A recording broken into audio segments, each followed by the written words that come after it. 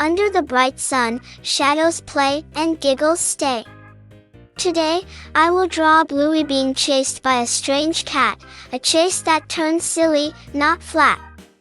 Colors will come later on the page, but now, while waiting for the drawing, I'll tell you a story full of fun and stage.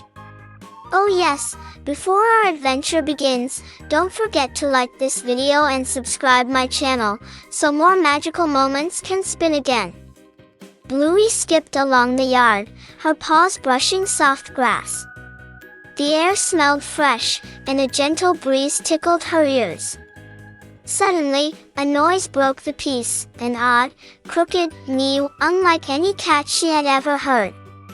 Bluey turned, and there it was, a cat with messy fur that stuck out like little spikes, a floppy ear, and glasses perched oddly on its nose. Its tail swished in loops, not straight at all.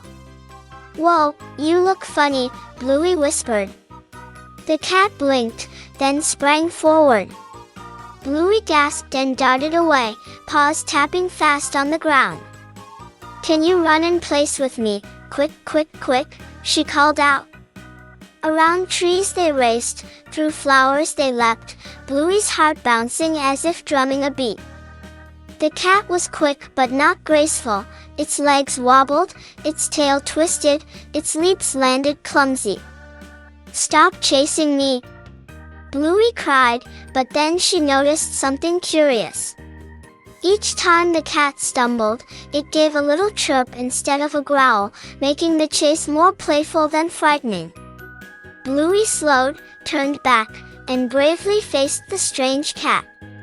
It stopped too, tilting its head with wide, curious eyes. Then came the silliest sound yet, half meow, half whistle.